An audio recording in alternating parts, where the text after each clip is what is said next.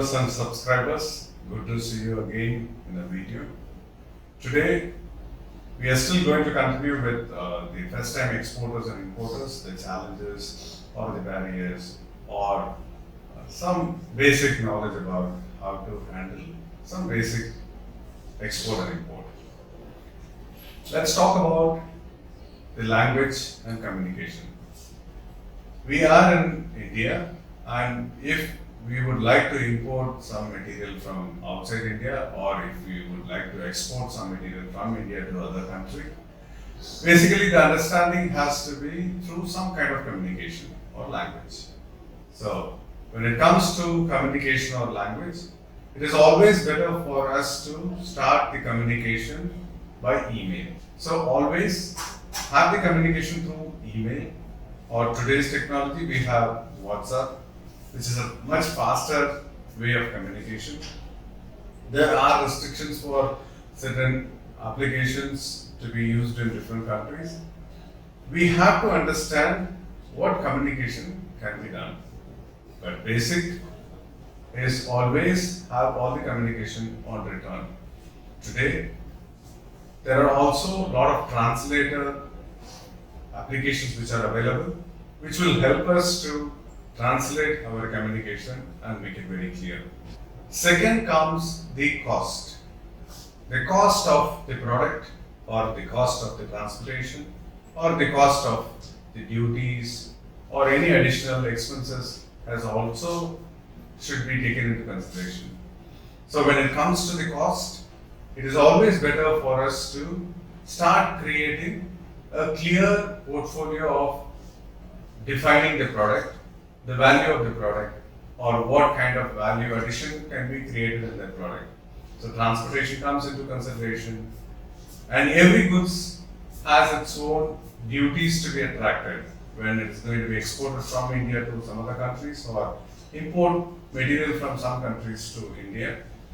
Then the customs duty will be applicable. Today, in the case of export, it is GST. The third thing what comes into mind is the government policies and procedures. We should very clearly understand the restriction or prohibition or any additional anti-dumping duties or any kind of duties are applicable for the product which you are planning to export or import. What is restricted goods and what is prohibited goods? Restricted goods, the goods which can be exported or imported with proper permit and license.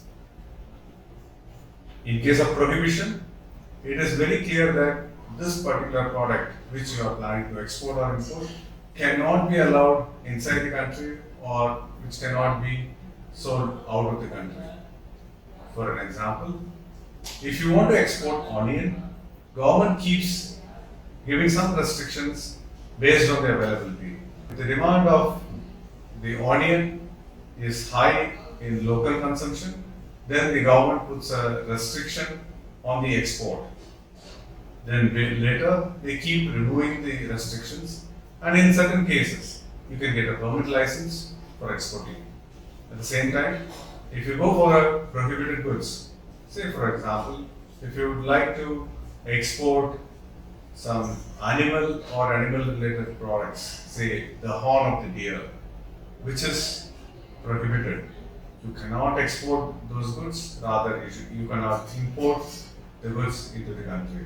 So we should have a clear idea about what is a restricted good and what is a prohibited goods. Then comes the duty structures. The duty has to be calculated based on the HSN code. Then comes the anti-dumping duty. The anti-dumping duty is something that to say the local industry and the local production, anti-dumping duty will be applicable. Say for example, if you want to import ceramic tiles, then anti-dumping duty is applicable on the importation of the ceramic tiles, because they wanted to promote the Indian industry and Indian manufacturing ceramic tiles.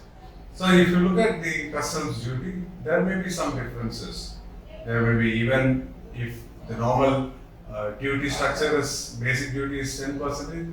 There may be some additional of close to 20 to 30% or even 100% depending on the product. The anti-dumping duty may be differing. So, as an exporter or an importer, we have to be aware of these kind of activities also.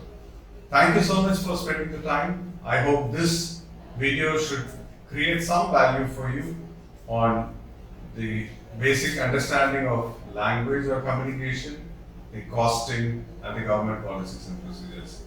Good to see you again in a new video. Thank you so much for watching.